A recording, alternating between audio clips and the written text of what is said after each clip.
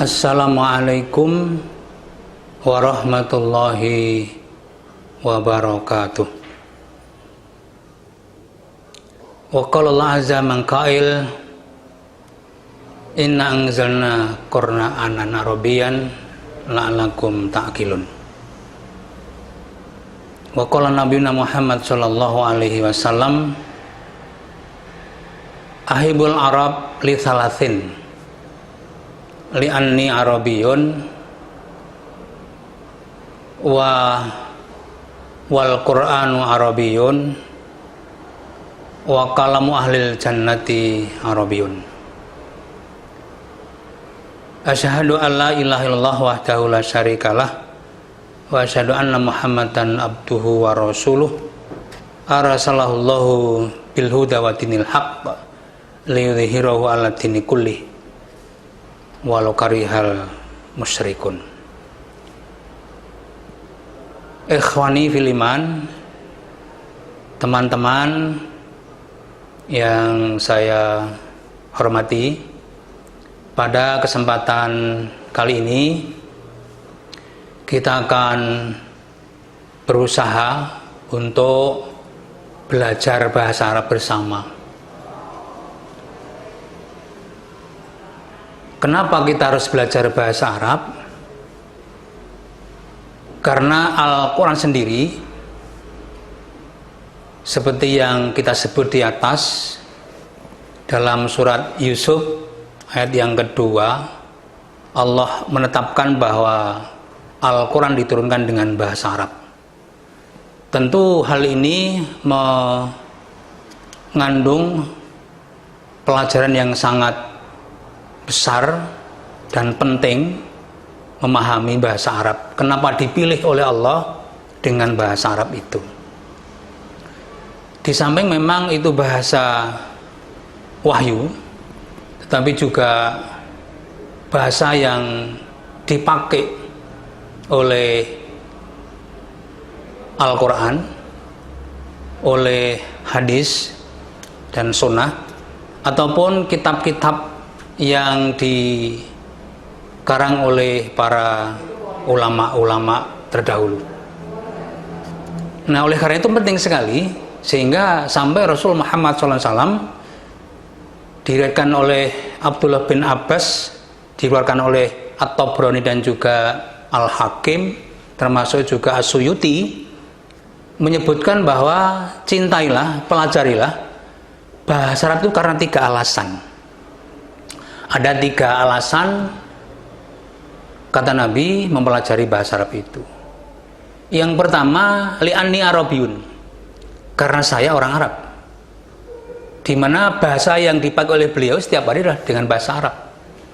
Dengan kita memahami bahasa Arab, maka kita akan memahami apa yang Rasul Muhammad SAW itu lakukan.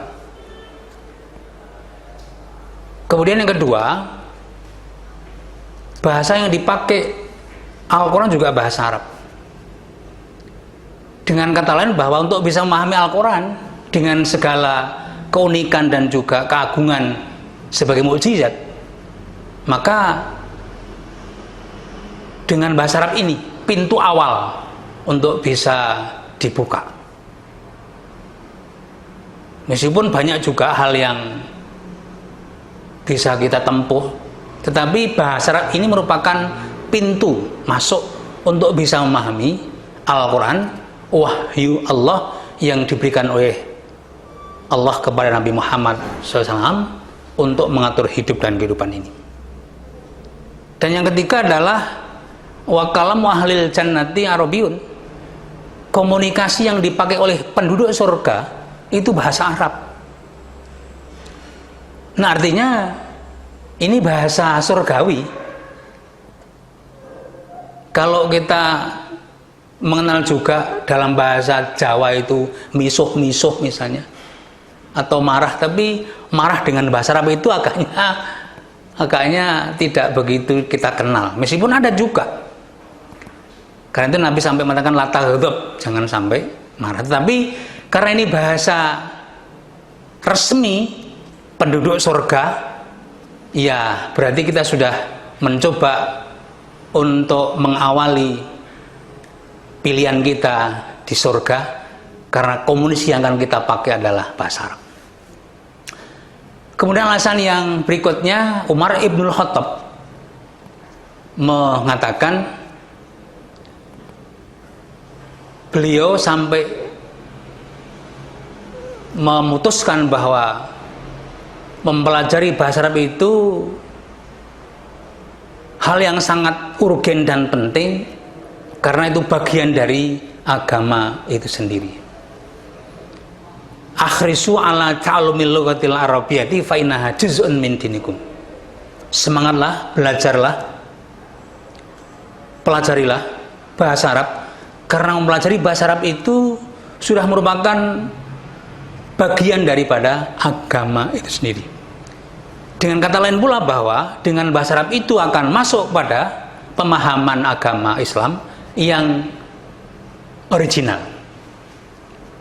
Jadi kalau sekarang ada istilah banyak sekali yang kita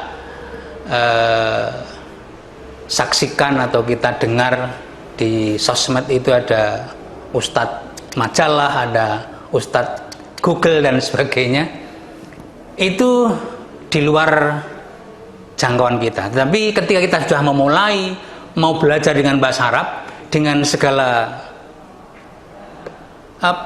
liku-liku dalam belajar bahasa Arab, itu sudah merupakan usaha yang maksimal, usaha yang benar dalam rangka untuk mempelajari agama yang kita cintai ini.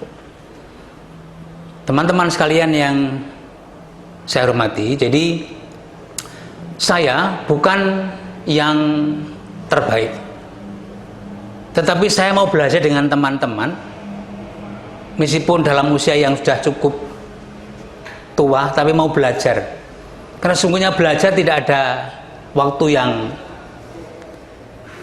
habis. Sepanjang kita masih ada kesempatan dan peluang, mari kita gunakan untuk belajar. Nah, kemudian yang rujukan, marojik atau preferensi yang akan kita coba pakai adalah, ini cetakan lama, ini yang baru. Ini Mulakhas Qawaidil Lughatil Arabiyyah. Jadi ringkasan kaidah-kaidah bahasa Arab. Nah, dengan buku ini buku yang terbaik yang saya miliki. Artinya yang saya miliki, buku yang terbaik yang saya miliki, karena dari sisi temanya itu sudah merupakan ringkasan tentang kaidah-kaidah bahasa Arab. Artinya tidak begitu jelimet, tidak begitu ngeladrah, tapi cukup simpel dan mudah dipahami. Insya Allah begitu. Jadi buku ini yang akan kita pakai sebagai referensi atau dasar kita mau belajar bahasa Arab kali ini dan seterusnya insya Allah. Nah, karena ini semuanya pakai bahasa Arab, jadi tidak ada yang pakai bahasa Jawa, ya kita belajar bersama. Di samping juga ada kaidah nahwu, tetapi di belakang nanti ada juga kaidah sorof. Jadi sudah sempurna, sudah komplit kedua-duanya. Nah, jadi inilah buku yang akan kita jadikan sebagai referensi dalam kita belajar bahasa Arab bersama kali ini dan seterusnya insya Allah. Mudah-mudahan Allah memudahkan jalan kita untuk memahami bahasa Arab dengan panduan buku ini.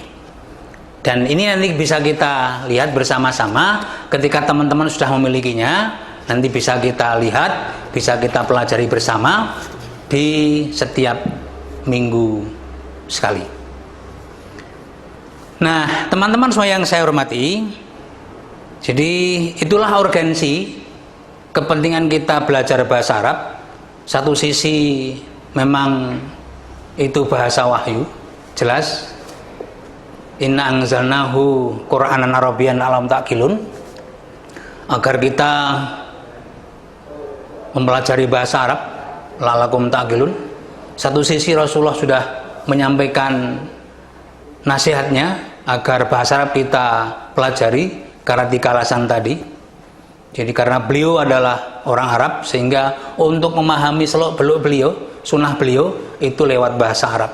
Tidak mungkin lewat bahasa yang lain.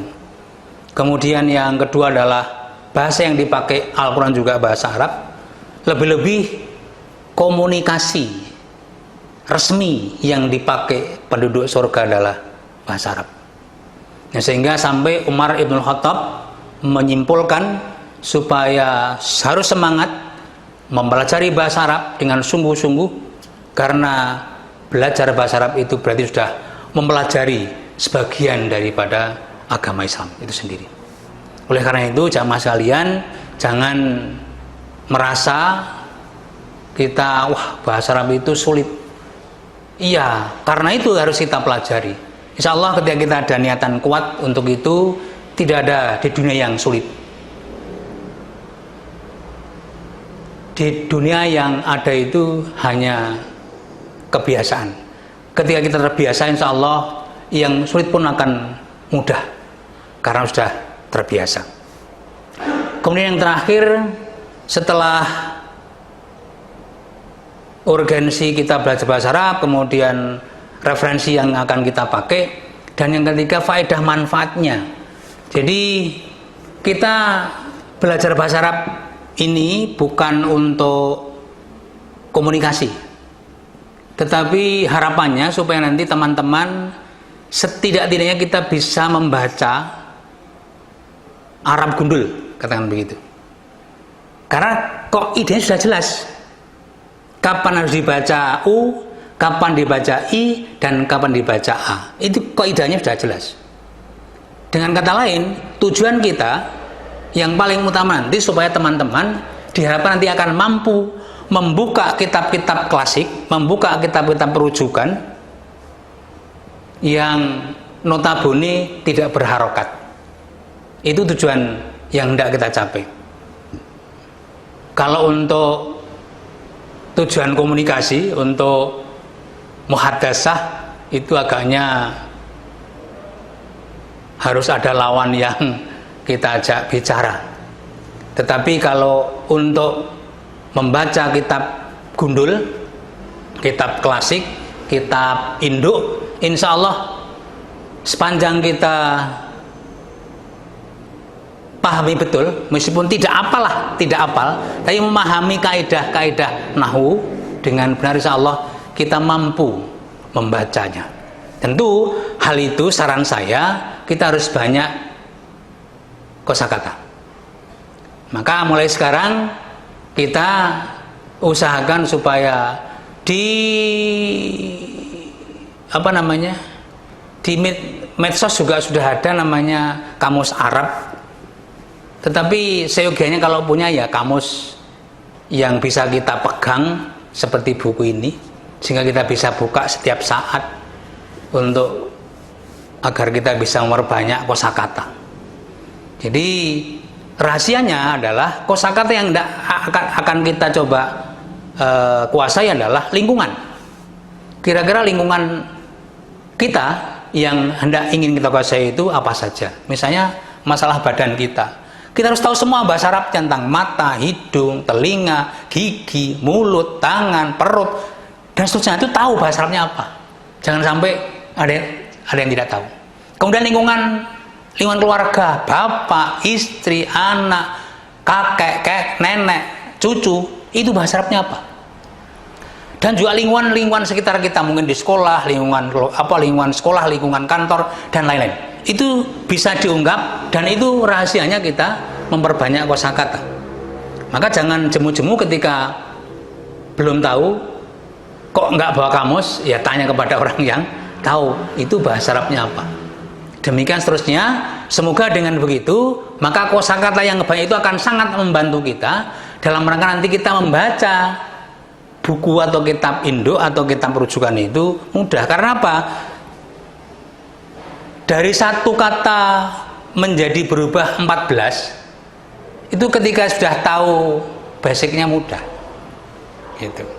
Misalnya dari kenapa kata apa menjadi maktabun, menjadi katibun, itu sudah hanya perubahan sedikit tetapi sudah berubah makna. Antara kataba, kemudian antara katibun, antara kitabun sudah berbeda maknanya, termasuk maktab pun berbeda. Nah, oleh karena itu kuasai betul, perbanyak kosakata yang ada di lingkungan kita masing-masing, apakah itu lingkungan pribadi, lingkungan keluarga, lingkungan sekolah, lingkungan kebun, lingkungan sawah, dan lain sebagainya. Nah, itu diantaranya. Nah, terus nanti sregep atau banyak membaca kitab, sehingga ketika yang belum tahu ini asalnya apa, dari mana, kemudian dibuka artinya apa, itu akan membantu sekali menguasai kosakata baru. Syukur kalau bisa setiap mau tidur itu 1, 2, syukur 5 kosakata baru. Mau tidur kosakata baru 1, berarti 10 hari sudah 10 kosakata baru. Demikian seterusnya, itu nanti akan mempermudah, memperlancar proses kita belajar qawaid lughah al-arabiyyah. Oke, itu teman-teman dari pendahuluan yang saya sampaikan sebelum nanti kita belajar bahasa Arab dari mulai, insya Allah mulai dari 0 gitu. Semoga nanti teman-teman akan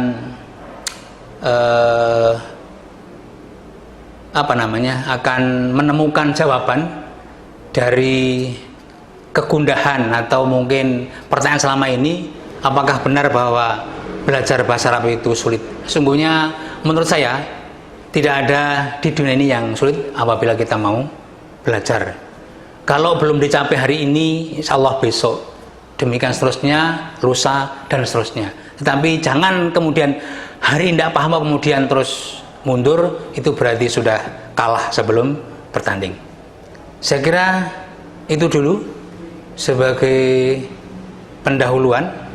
Untuk ke depan kita akan belajar bersama tentang kaidah bahasa Arab yang sudah kami uraikan tadi, untuk tujuan ya bisa membaca kitab gundul atau bahasa lain kitab kuning, kebetulan ini juga kuning. Terima kasih atas perhatian dan atensinya. Mohon maaf atas segala kekhilafan dan kurhan. Billahi taufiq wa hidayah. Assalamualaikum warahmatullahi wabarakatuh.